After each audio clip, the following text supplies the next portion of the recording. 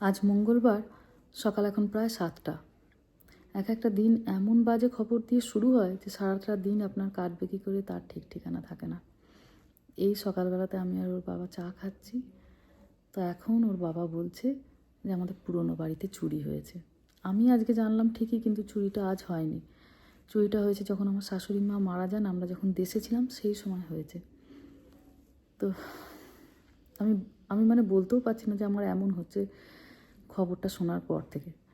বাড়িটা 3-4 মাস আগে ভাড়ায় দেওয়া হয়েছিল, কিন্তু মেহার বাবা তো প্রচণ্ড ব্যস্ত থাকে, আর জিনিসপত্র ভাড়ায় দিতে গেলে এখানে প্রচুর জিনিসপত্র আপনাকে লক্ষ্য রাখতে হয়। তো অতটা সময় দিতে পারবে না বলে প্রপার্টি ম্যানেজারও রাখা হয়েছিল, যে সমস্ত কিছু সে দেখাশোনা করবে। তো যখন আমরা দেশে যাই সেই সময়তেই নাকি একদিনকে আমার ওখান থেকে এক প্রতিবেশী, আমরা তো ওই বাড়িটায় 6 বছর ছিলাম, তো আমার এক প্রতিবেশী মানিককে মেসেজ করে যে মানিক, তোমার কিন্তু টেনেন্ট আজকে দেখলাম জিনিসপত্র লোড করছে, চলে যাচ্ছে, তোমরা কি তা জানো? তো মানিক সঙ্গে সঙ্গে প্রপার্টি ম্যানেজারকে মেসেজ করে যে এরকম টেনেন্ট চলে যাচ্ছে, তোমাকে কি কিছু জানিয়েছে? সেও বলছে না, এখন সে তো আমাকে কিছু জানায়নি, 11 মাসের তো লিজ থাকে। বলতে সে তার পরের দিনই তাড়াতাড়ি করে এসেছে। তো এসে দেখে যে বাড়ির দরজা প্রায় খোলাই ছিল, মানে জাস্ট বন্ধ করা ছিল, বাড়ির চাবিটা ফ্লোরের উপরে রাখা। তারপর সে বাড়ির সমস্ত ফটো টটো তুলে মানিককে পাঠায়, আর মানিককে জানায় যে মানিক, যখন টেনেন্ট যায় তোমার রেফ্রিজারেটর আর তোমার ওয়াশার ড্রায়ারটা নিয়ে চলে গেছে। শোনার পর থেকে এত মনটা খারাপ হচ্ছে, যদি সে 1-2 মাসের ভাড়া নাও দিত মনে হচ্ছে কোনো গায়ে লাগতো না। জানেন, মানুষের তো এরকম পরিস্থিতি হয় যে সে হয়তো সেই মাসের ভাড়াটা সে জোগাড় করতে পারেনি বা কিছু, কিন্তু জিনিসগুলোর সাথে এত স্মৃতি জড়িয়ে। আমার প্রথম বাড়ি, আমার প্রথম ফ্রিজ, প্রথম ওয়াশার ড্রায়ার দোকানে যখন আমরা কিনতে যাই, মানে আমি আমি এখন আমি শুধুমাত্র এখন ছবিগুলো দেখলাম বাড়ির, দেখার পর থেকে আমার বুকের ভেতরটা এমন হু হু করছে, আমার মনে হচ্ছে না যে ওই বাড়িটাতে আমি আর যাই, আর গিয়ে দেখি যে কী অবস্থায় আছে আমার বাড়িটা। মাত্র মাস 3 জানেন, তার মধ্যেই যখন আমরা এদেশে আসি, এদেশে আসার 3 বছরের মধ্যেই আমরা বাড়ি কিনি। মেহার বাবা তো খুব দূরদর্শী। আমরা যখন রামাকে নিয়ে একটা 2 বেডরুম অ্যাপার্টমেন্টে মুভ করি, তখন আমাদের ভাড়া পড়তো $2600। $2600 মানে প্রায় ধরুন এখন যেরকম ডলারের মূল্য, মোটামুটি $2.5 লাখ। তার সাথে ইলেকট্রিসিটি বিল, জল, ট্র্যাশ সব কিছু মিলিয়ে মোটামুটি $3000 পড়তো। আজ থেকে ধরুন তাও বছর 6-7 আগেকার ঘটনা বলছি, বছর 7 আগেকার ঘটনা বলছি। তো তখন ওর বাবা ভাবলো যে এত এত টাকা প্রত্যেক মাসে আমি রেন্টে কেন দেবো, তার থেকে একটা বাড়ি নেবো, তো রেন্টের টাকাটা আমার তাহলে ইএমআই যেতে থাকবে, আমার বাড়ির জন্য দেবো। তখন বাড়িটা নেওয়া হয়। আর এত কষ্ট করে তখন বাড়িটা নেওয়া হয়েছিল, 3 বছরের মধ্যে এখানে বাড়ি কেনা মানে বুঝতে পারছেন কী অবস্থা। যেখানে যত যা বোনাসে 3 বছরের টাকা পাওয়া, যা শেয়ার পেয়েছিল, সমস্ত কিছু বিক্রি করে দেওয়া হয়েছিল, সমস্ত কিছু, মানে যাকে বলে ব্যাংক ঝাঁটিয়ে একদম সমস্ত কিছু দেওয়া। তার মধ্যে যখন আমরা ওয়াশার ড্রায়ারটা কিনতে যাই, ফ্রিজ, ওর বাবাকে তখন আমি বলেছিলাম যে মোটামুটি একটা নিয়ে নিই, একটু সামলে নিই, তখন না হয় চেঞ্জ করবো। তো ওর বাবা তখন বলছে না না, নিজের বাড়ির জন্য নেবে, কম্প্রোমাইজ করার দরকার নেই, ভালো জিনিস নাও। ফ্রিজটা তখনই নিয়েছিল $2200। $2200 মানে প্রায় ধরুন $1,02,000, আজ থেকে 7 বছর আগে। ওয়াশার ড্রায়ার দুটো মিলিয়ে নিয়েছিল আমাদের $2,500। বড় বড় ওয়াশার ড্রায়ার কেনা হয়েছিল ভালো স্যামসাংয়ের, কারণ রামা তখন ছোটো, মাত্র 1 বছর 2-3 মাস, মেহা তখন 6-7 বছর, যে দুটো বাচ্চা বাড়িতে, প্রচুর কাচাকাচি হবে, নিজের বাড়ির জন্য নিচ্ছি। সব মিলিয়ে প্রায় সেই বাজারে $1,000-5,000 দাম পড়েছিল জানেন। রেফ্রিজারেটর, ওয়াশার ড্রায়ার সব কিছু মিলিয়ে। ইন্স্যুরেন্স ছিল 5 বছরের, যে যদি কোনো রকমভাবে জল লিক করে, এখানে কাঠের বাড়ি, ইন্স্যুরেন্স নেওয়াটা খুব দরকার। আমি তাই ভাবছি যে দেখুন, এত কষ্টের অর্জন করা, এটা এমন নয় যে প্রচুর টাকা লস হয়ে গেল বলে আমার মনটা আজকে বিরাট খারাপ হচ্ছে। হ্যাঁ, $5,000 কম নয়, প্রচুর টাকাই। তবে সেই সময় $5,000 বার করা আর এখনকার দিনে $5,000 বার করার মধ্যে পার্থক্য আছে। এখন জীবনটা অনেক বেশি স্থিতি পেয়েছে, কিন্তু মন খারাপ হচ্ছে এই জন্যই যে আমার ওটা বাড়ির প্রথম আমার ফ্রিজ, আমার ওয়াশার ড্রায়ার, কত যত্ন করে তাদেরকে রাখতাম, পরিষ্কার পরিচ্ছন্ন করা। যেহেতু আমরা প্রপার্টি ম্যানেজার রেখেছিলাম, কোনো আমাদের সত্যি সত্যি ঝামেলা নিতে হয়নি, উনি সব দেখাশোনা করতেন।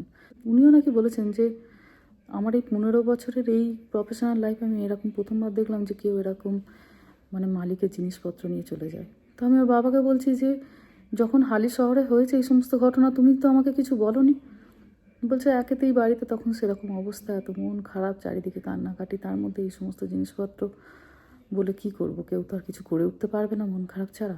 না ওর দাদাদেরকে বলেছে, না আমাকে, না বৌদিদের, না আমার মা বাবা ভাই গেছে, কাউকে কিচ্ছু না। গোটাটা নিজে নিজে অ্যাবসর্ব করেছে। কী পরিমাণে টেনশন ভাবুর, এখানে বাড়িটা এরকমভাবে পড়ে আছে, টিনের বেরিয়ে চলে গেছে, ঘরদোর খোলা, সব একা একা ও এগুলো অ্যাবসর্ব করেছে। তারপরেও আমাকে জানায়নি যে আমি দেশে আছি, এতদিন পরে গেছি, টুকটাক ঘুরছি ফিরছি, এগুলো শুনলে মন খারাপ করবো অকারণ। অপেক্ষা করে বসেছিল কবে ফিরবো, তারপরে বলবে। তো পরশু দিন আমি তো ফিরেছি, তো আপনারা জানেনই, আজকে সকালে এখন আমাকে বলছে। তো এরকম তো অভিজ্ঞতা এর আগে কোনো দিনই নেই যে এরপরে কী করতে হয় না করতে হয় জানা। তো চলুন একবার বাড়িটা গিয়ে দেখে আসি, ছেলেমেয়েরা স্কুলে যাক, তারপরে এসে দেখতে হবে যে এরকম ধরনের জিনিসপত্র বাড়িতে হলে কি করতে হয় না করতে হয়। তবে একটা ভালো কাজ করেছে, প্রপার্টি ম্যানেজার ওকে গাইড করেছিল সমস্ত, মানে আপনার ওই বাইরের দরজা, গ্যারেজ, সমস্ত জায়গার লক টকগুলো সব চেঞ্জ করিয়ে দিয়েছে, কারণ তাদের কাছেও তো আপনার চাবি আছে, সব চাবিগুলো ফেরত পাওয়া যায়নি, কখনো হয়তো তারা হিসাবে ঢুকে পড়লো বা কিছু করলো। গোটা ঘরটা মোটামুটি সিকিওর করেছে। আমি না ভাষা খুঁজে পাচ্ছি না, মানে এমন নয় যে প্রচুর টাকার ক্ষতিতে আমার মন ভেঙে পড়েছে। আমার নিজের সংসারের, আমার নিজের প্রিয়, আমার নিজের শখের জিনিসগুলো আমার বাড়ি থেকে চুরি হয়ে গেল, ওটাই ভেতরটা যেন ভেবে যেন মনে হচ্ছে একদম সে অস্থির হয়ে যাচ্ছে। কী সুন্দর ফ্রিজটা যে ছিল, হয়তো ব্লগেও আপনারা বহুবার দেখেছেন। হাত পাগুলো যেন মনে হচ্ছে আমার একদম কাঁপছে। চলুন একবার দেখে আসি, ছেলে মেয়েগুলোকে স্কুলে পাঠাই, তারপর যাই। চলুন গিয়ে দেখে আসি একবার বাড়িটা কী অবস্থায় পড়ে আছে, কিছু ভাঙাচোরা হলো কি না হলো। শোনার পর থেকে মনটা তো ওখানেই পড়ে আছে। চল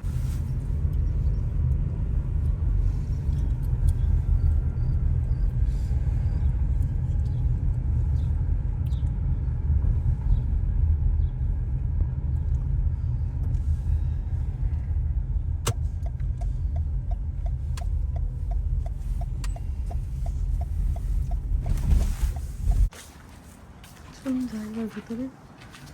আচ্ছা, এইটা হচ্ছে প্রথম চুরি। কি বলো তো, ডোর ম্যাটটা নেই দেখো। যখন আমরা ছেড়ে গেছিলাম আমরা ডোর ম্যাটটা রেখে দিয়ে গেছিলাম। তাহলে সে তো ফ্রিজ ওয়াশিং মেশিন চুরি করবেই যে ডোর ম্যাটও চুরি করে ফেলে। চলো ভেতরে যাই, দেখা যাক। কিছু ভাঙাভাঙি করেছে নাকি? বক্স রেখে গেছে। বক্স রেখে গেছে, যেটুকু জিনিস আছে নিয়ে যাওয়ার জন্য বোধহয় রেখেছিল এটা। চলো ভেতরে যাই। ওহো,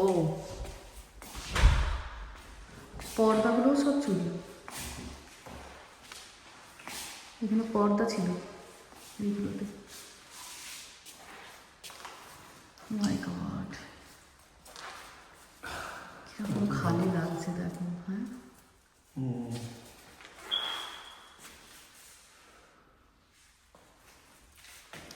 তখন আমরা ভেবেছিলাম যে এই ফ্রিজটাকে নিয়ে ওই বাড়িতে চলে যাব। এটা নিজেদের ফ্রিজ, খুব ভালো ফ্রিজ, নিজেদের বাড়ির জন্য কেনা হয়েছিল। তখন নিলাম না, ভাবলাম থাক, আমাদেরই তো বাড়ি।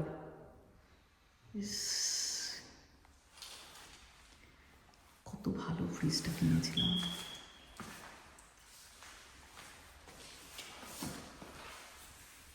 খালি আমার হাত পা ছড়িয়ে কাঁদতে বসতে ইচ্ছে করছে।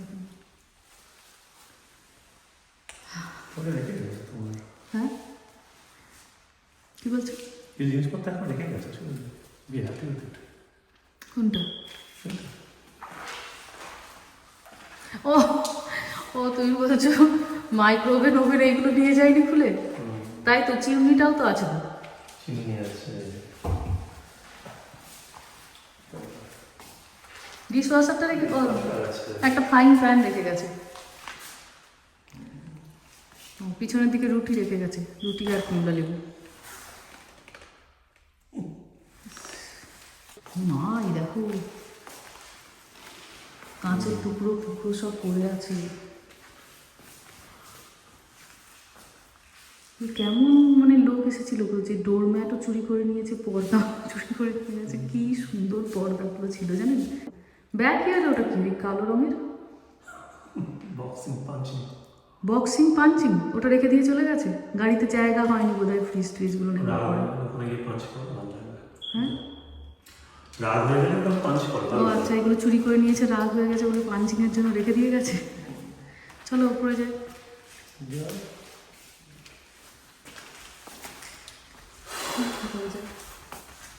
কিরকম বড় ক্ষতি হবে, শুধু যে এটা টাকার ক্ষতি তা নয়, এত বড় একটা মানসিক ক্ষতি। কত যত্ন করে শখ করে নিজের অ্যাপ্লায়েন্সেসগুলো খুলেছিলাম। ও এই পর্দাগুলোও খুলেছে, এখানে পর্দা দুটো রেখে দিয়ে গিয়েছিলাম।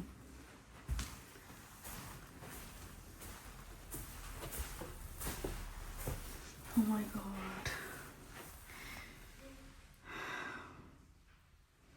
একদম যখন বাড়িতে প্রথম এসেছিলাম তখন এইরকম খালি অবস্থায় ছিল, দুটোকেই খুলে নিয়ে চলে গেছে। এটাতে ছিল আমার ওয়াশারটা, এখানটা ছিল আমার ড্রয়ারটা। খুলতে গিয়ে ভেঙেও ফেলেছে মনে হচ্ছে। হ্যাঁ, এই দেখুন, ট্রেটাকে ভেঙে ফেলেছে।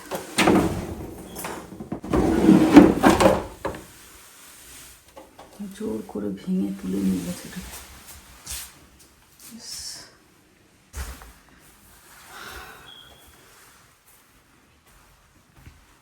বেডরুমটা চলুন একবার যায়। ওহো, বেডরুমের পর্দাগুলোও সব খুলে নিয়ে চলে গেছে। সেই যে তুঁতে রঙের পর্দা ছিল সবগুলোকে খুলেছে। বেডরুমের পর্দাগুলোও তো খুলে নিয়ে গেছে গো, বলছি বেডরুমের পর্দাগুলোকেও খুলে নিয়ে গেছে, ঠাকুর ঘরের পর্দাগুলোও খুলেছে। আর কাউকে ভাড়ায় দেবো না। এটাও ভেঙেছে। লকটা ভেঙেছে কেন? আপনারা অনেকজনই কমেন্টে এই কথাটা বলেছিলেন যে মহুয়া সাবধানে থাকবে, একটা বছর এই সময়টা মানুষের খুব খারাপ যায়। সত্যি তাই, কি বড় একটা ক্ষতি। শুধু যে টাকা পয়সার ক্ষতি তা নয় জানেন, এত মনটা শোনার পর থেকে, এক তো দেশ থেকে ফিরে আসার পরে প্রচণ্ড একটা মানে হতাশা কাজ করে, মন খারাপ কাজ করে। আর তার সঙ্গে এইটা ফ্রিজের ওই জায়গাটা দেখার পরে এমন হচ্ছে ভেতরটা আমার, ওই রকম খালি তো আমি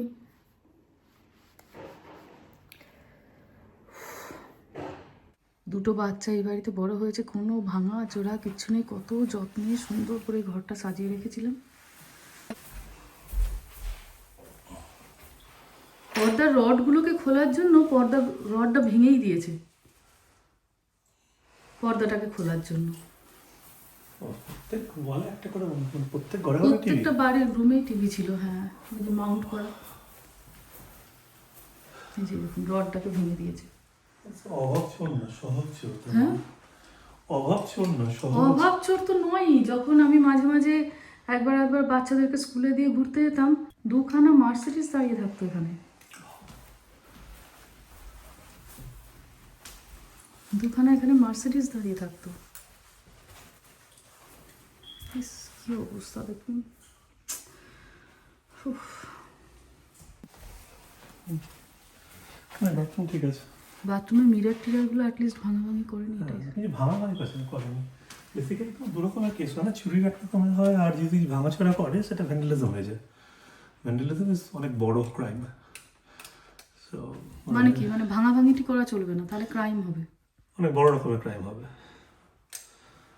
আর এই চুরি, চুরি করা মহাপুণ্য, যদি না পড়ো ধরে। তোমার ধরা তো পড়লোও না, তাহলে কি এটা পূর্ণ হয়ে গেল?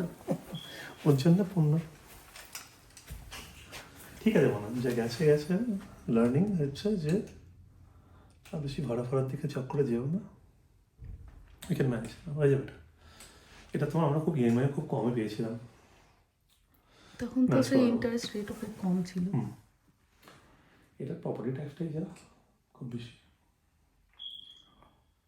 ঠিক ম্যানেজ করে নেবো।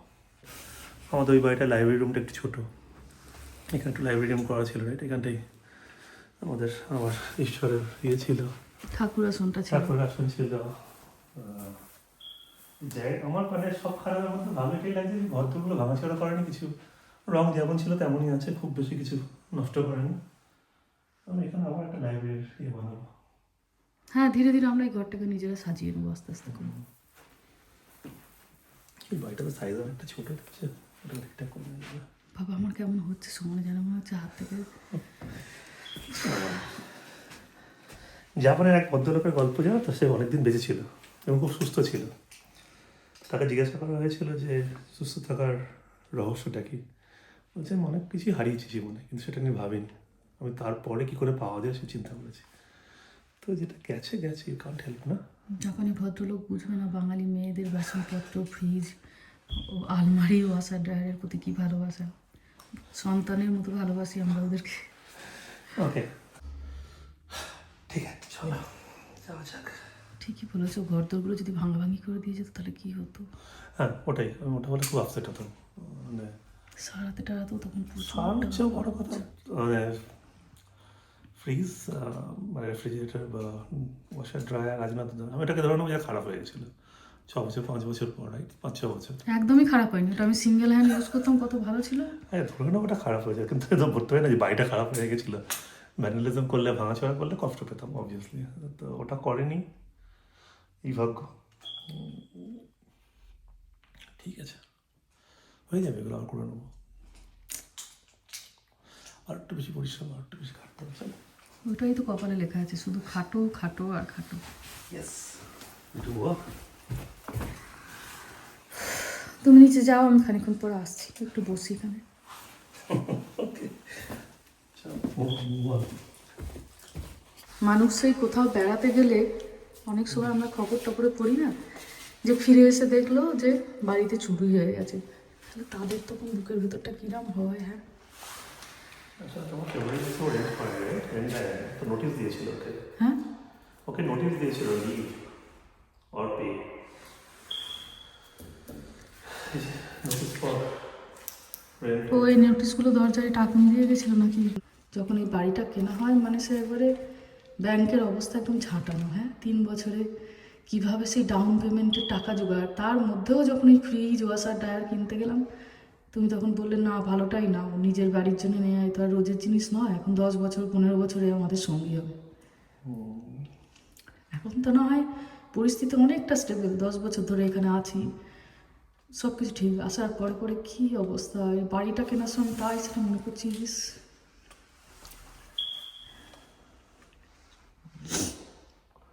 ভালোটা নাও মনে হয় ঠিক অব্যবস্থা হয়ে যাবে, সেটাই চুরি করে নিয়ে চলে গেল এইভাবে।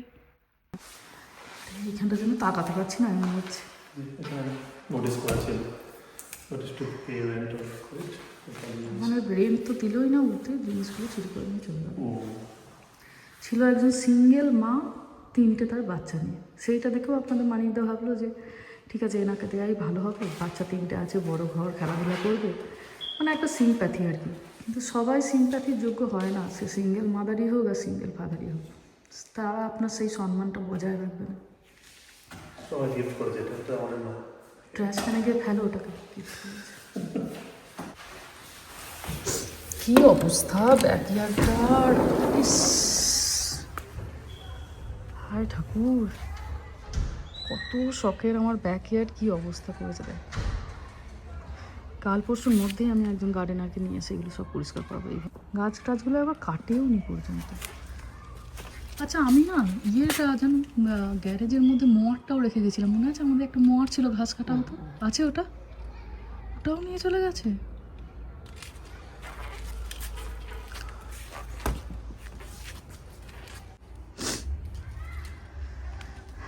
চলো বাড়ি যাই, আমার কেমন হচ্ছে শরীরটা যেন মনে হচ্ছে, আবার 1-2 দিন পরে আসবো। হ্যাঁ, ও এত বড় হয়েছে বেদানা গাছটা। সেই 2 বছর আগে একবার বেদানা তুলতে গেছিলাম, এবার বেদানা গাছের তলায় না বীজ পড়ে পড়ে প্রচুর এরকম চারা হয়, একটা চারা তুলে না এখানটা লাগিয়েছিলাম, সেটা অনেকটাই বড় হয়ে গেছে। চলো চলো চলো ফিরি।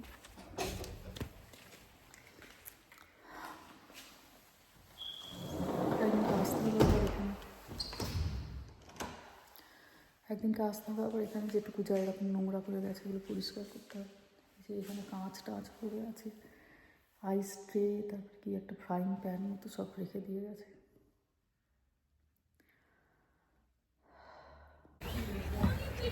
চলুন ফিরে এসেছি বাড়িতে, একটু দেখি কী ব্যবস্থাপাতি এগুলো করা যায় না যায়। একটা মানিকদা তো অফিস নিয়ে ব্যস্ত থাকে, ও তাকাবে না আমি জানি, কিন্তু কেউ এসে আমার বাড়ি থেকে জিনিসপত্র সব চুরি করে নিয়ে চলে গেল, অ্যাটলিস্ট পুলিশে কমপ্লেন করা বা তাদের সঙ্গে কথা বলা টুকটাক তো দেখতে হবে বলুন। এইভাবে তো অন্যায়কে প্রশ্রয় দেওয়া হয়। চলো বাড়ি যাই, দেখছি চাটা। দুপুরে এই যে রান্না বান্না হয়ে গেছে, অল্প একটু লাউ দিয়ে মুগের ডাল করেছি, শাক ভাজা, পোস্ত, একটু বেগুনের ঝাল।